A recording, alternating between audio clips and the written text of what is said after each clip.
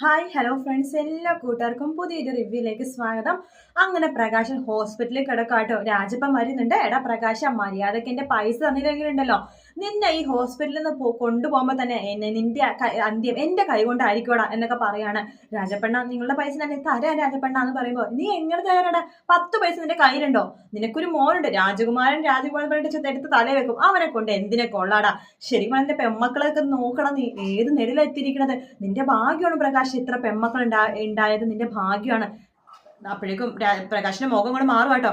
എന്താണ് പെമ്പിള്ളേരെ പറഞ്ഞപ്പോ നിനക്ക് പിടിച്ചില്ല? നീ ഒന്ന് ആലോചിക്കണം, നിന്റെ പെമ്പിള്ളേര് ഏത് നിലയിലാണ് ജീവിക്കുന്നത്? നല്ല അവസ്ഥയിൽ നന്നായിട്ട് അധ്വാനിച്ച് ജീവിക്കുന്നവരാ. അതുപോലെയാണ് നിന്റെ മോന്. അവരുടെ വാലി കെട്ടാൻ കൊള്ളാവൂടെ നിന്റെ മോന് എന്നൊക്കെ പറയാണ്.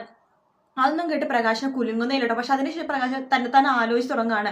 തന്റെ പെമ്മക്കളൊക്കെ തന്നെ എല്ലാം അവോയ്ഡ് ചെയ്തിട്ടുള്ളൂ. പക്ഷെ അവരൊക്കെ തന്നെക്കാളും മുകളിലായി. താൻ വിചാരിച്ച പോലെ തന്നെ നന്നായിട്ട് ജീവിക്കുന്നത് പെമ്മക്കളാണെന്നുള്ള സത്യം പ്രകാശം മനസ്സിലാക്കാണ്. പതുക്കെ പതുക്കെ പ്രകാശിന്റെ മനസ്സിലേക്ക് പെൺപിള്ളേര് കുഴപ്പമൊന്നുമില്ല, അവര് മഹാലക്ഷ്മിയാണ്, അതായത് വീടിന്റെ വിളക്കാണെന്നൊക്കെ പറഞ്ഞിട്ടുള്ള ആ വാക്കുകളൊക്കെ പ്രകാശം മനസ്സിൽ ഇങ്ങനെ ആലോചിച്ചുകൊണ്ടിരിക്കുകയാണ്. ശരിയാ, തന്റെ മോനെ കൊണ്ട് എന്തിനെ കൊള്ളാം? ഇത്രയും പ്രായത്തിനടുത്ത് അവനെ വളർത്തി വലുതാക്കി നല്ലൊരു നിലയിൽ എത്തിക്കണമെന്ന് വിചാരിച്ച് എത്ര പൈസ മുടക്കി. തന്റെ ജീവിതത്തിന്റെ പകുതി കൂടുതൽ ഭാഗവും ജീവിച്ചത് വിക്രത്തിനെ വേണ്ടിയിട്ടാണ്. തന്റെ ജീവന്റെ പകുതി വരെ അവനെ കൊടുത്തു. എന്നിട്ട് അവൻ എന്തെങ്കിലും നന്ദിയുണ്ടോ? എന്തെങ്കിലും നന്നായോ? അവൻ 10 പൈസയുടെ ഗുണം അവനെ കൊണ്ടുണ്ടോ?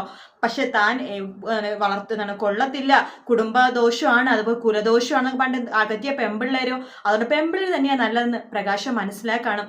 എന്തൊക്കെ പറയുന്നത്, സ്വന്തം അച്ഛനാണല്ലോ. കല്യാണിനെയും കാദംബരിനെയും കാർത്തികനും ഒരുമിച്ച് കാണാൻ പ്രകാശിന്റെ ആഗ്രഹം. എന്തോ ആവട്ടെ, മരിക്കാൻ കിടക്കുന്ന ഒരാളുടെ ആഗ്രഹം എന്ന നിലയ്ക്ക് കാർത്തിക കാദംബരി പ്രകാശിനെ കാണാൻ വേണ്ടി വരുന്നുണ്ട്. എന്നാലും പ്രകാശൻ നന്നാവാൻ വേണ്ടി തന്നെ തീരുമാനിച്ചിരിക്കുകയാണ്.